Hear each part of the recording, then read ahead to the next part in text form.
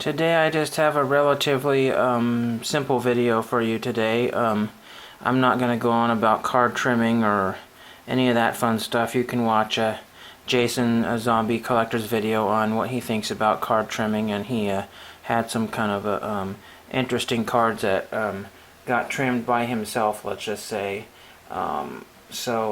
Today's topic is going to be about collecting common cards and how difficult it is for us autograph collectors and set builders to purchase these cards. So I have one major local card shop, and then I have kind of a lesser card shop. It's like a jewelry store as well, but they sometimes have quite a bit of stuff. The problem is most of the stuff, if you're looking for 90s stuff, then that's your place. If you're looking for 2018, 2019, kind of cards, they're not going to have any of that for you. So the other day I was looking for cards, and I went to the good old COMC or COMC, purchased a couple of cards, and I'll just take them out of the holder right now. And you've seen these before. These are Guillermo Barros Shalato, right there, those two cards there. And he's the head coach of the LA Galaxy this year. And those cards, and I'm not kidding because COMC is $4 for shipping, those were $1 a piece, $1 a piece, so that was $5. And then for us autograph collectors, to get the autograph on there, we have to mail that card and hope it comes back. So if it doesn't come back, that's a $5 loss. The other thing is that we have to also account for two envelopes, so a return and a send out envelope, and that's another 55 cents each way. So that's, instead of $5, that's $6 for two cards. I don't know what those cards are worth now. However, so I go to eBay to double check to see what we have there in that category for Shalato. And lo and behold, COMC is one of the first ones that shows up, or Burbank Sports Cards, and I think Burbank Sports Card is also $4. Now if you buy 15 or 25 cards, they might offer you a reduced shipping or free shipping, but I do not want to buy 25 commons. Those are the people who are going to sign for you. I mentioned the other day that I got a Mike Trout for $1, but I also had to pay $1 for somebody I've never even heard of, because I needed that card for a set that I was working on. So just for example, while we're on the soccer thing, I went to the sports cards, memorabilia, and fan shop on eBay here. I went to the sports trading cards, and I've gone all the way down to the soccer cards, as you can see right there, soccer.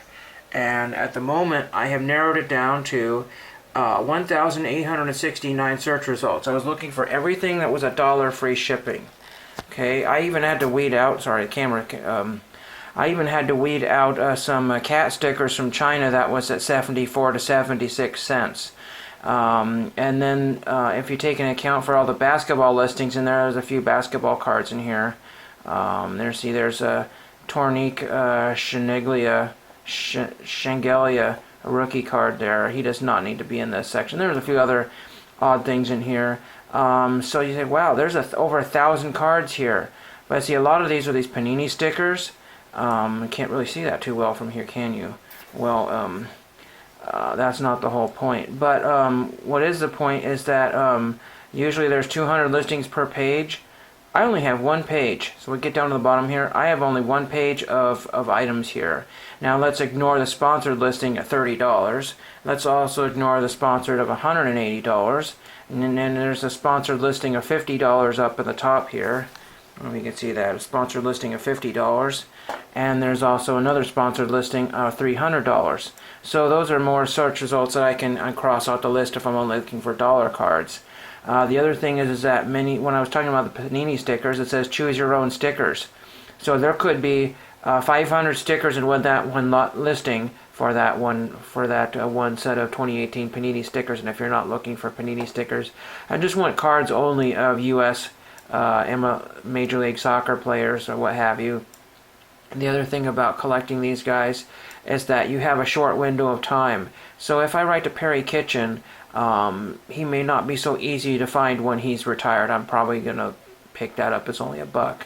And then if you're looking for, I don't know, find somebody here, Neymar Jr., Brazil. He might, wherever he's playing, he might go back to his home country, and there's no way in heck that I'm going to go to Brazil and have him autograph it. Jeremy Lin, well, he doesn't count. There's another. So these are all the basketball listings in the soccer category. As a side note, I found a neat Australian soccer rugby rules category that showed everything. I clicked the worldwide listings, and it gave me only the international listings. So I guess there were. I mean, I clicked the U.S. listings. There were no U.S. listings for those cards.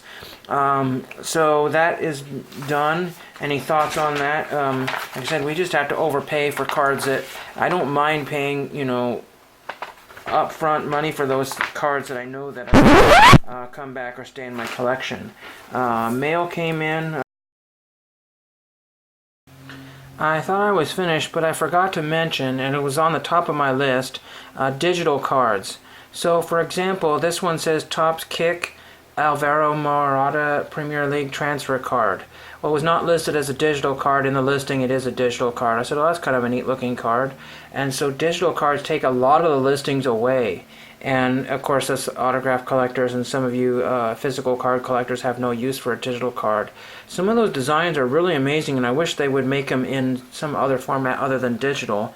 But that's what we have to do to weed out these other cards that we don't need. And as I said, I had, it doesn't say up here, but when I had done my search, I had written minus digital, and that took out all the ones that were listed as digital, but not the ones in the description as listed as digital, if that makes sense. So on to the mail.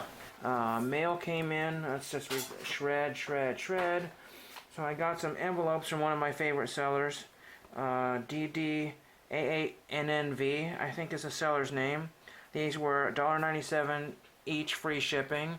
This is Mission Profile for STS. I'm not sure, but Mark Kelly's on there, and that's all I care. It's actually a piece of cardboard that somebody made into a, and then stamped it there. So that's kind of neat, kind of unusual. Part of the cancel got chopped off there. And then this one's kind of unusual. This one's got a German stamp on it as well. So it's got a 39-cent Purple Heart and a 55-cent Deutschland International Space Station stamp on it. It's canceled there, and I'm not sure if that's a cancel or what that is. It's kind of a weird dual cancel thing there. It's kind of neat. And then this is Merritt Island, Florida, Central Telemetry Station, Merritt Island, and I'm sending that off to an astronaut who is on a mission for November 23rd, 2002. So that's kind of neat. So those will all have astronauts on it, hopefully in the next 2 weeks. So there's those. I'm waiting on a photo order from Historic Images. I got a couple of things that came in last week, so I ordered some more, and mine are not here yet. I think they were supposed to be here by today, and they're not. I think I got one postcard here, and that is it. Looks like it. Oh no, there's two. There's two. So I have Eagle River, Alaska. So there's that one. I had forgotten to put my return address on the back, so they wrote that on there for me. But there is the cancel for Eagle River, right there, and right there they put my address kind of sideways there and interfered with the cancel. That was my fault. This was a difficult autograph to get written for reasons I won't go into. Here is Nachio, I think, Washington. I cannot read that. It's canceled over. This is the White Pass Lodge, I believe, ski lodge there. That's kind of cool. This is from like the 60s, 50s or 60s. And White Pass Village, and then it also got dual canceled to Yakima. So if I ever need Yakima, that's one of the big places where the mail gets sorted through, and there's that. And we'll do one more thing here. I watch a lot of, movie guys and guys who go to thrift stores, yard sales, and rummage sales. And Taco Stacks is a huge YouTuber. You probably subscribe to him. He does autograph collecting. Not autograph collecting. He goes rummage sale hunting and probably does find autographs from time to time. I've even sent him some care packages, and he's opened them up on his channel. He does that, and some of his friends do as well. So just really quickly, I picked up a few things at a sale that was for some kids going out to Washington, D.C. in a gym, school gym that I went to when I was a kid. and I picked up this here, Hawaii to the Max, and another YouTuber, Cinema Sickness, likes his documentaries and stuff, and this is a PBS type American Public Television documentary with Rudy Maxa, Maui and the Big Island of Oahu and Kauai, and the DVD's in mint condition. I paid $1 for that, and I figured I should learn a little bit more about Hawaii, seeing as I'm sending postcards there, so that was cool. And I got books for $1. We won't go through these too long. Windcatcher by AVI. I've never been able to figure out where he's at to get his autograph. If he's still alive, I don't remember. So I didn't know he had written that after I had purchased that. But it's a good condition book. Here's A Walk in the Sun. I think they might have made a movie of this. I think this, does it say it's based on the, does not say that. Something about the New York Times there, but it's one of those what they call pulp fictions. They had a bunch of those for $0.25 a piece, but I'm not into really collecting those. And here's the French Key Mystery, a Frank Gruber detective story or whatever it is. So there's that. These are out of like the 40s or 50s, so they're pretty old. And the real treasure of the group there was a book called After the Mud, Stories of the U.S. Navy and World War II.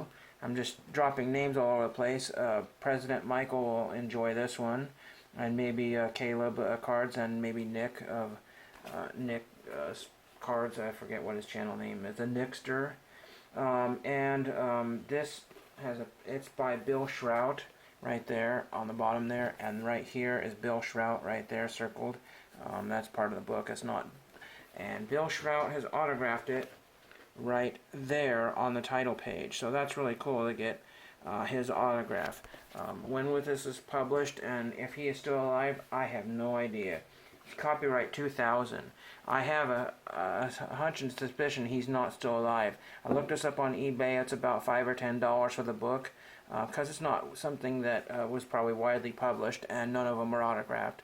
So I don't know how many were, but that was cool for $0.25. And that's what I have for you. That's all I feel like showing.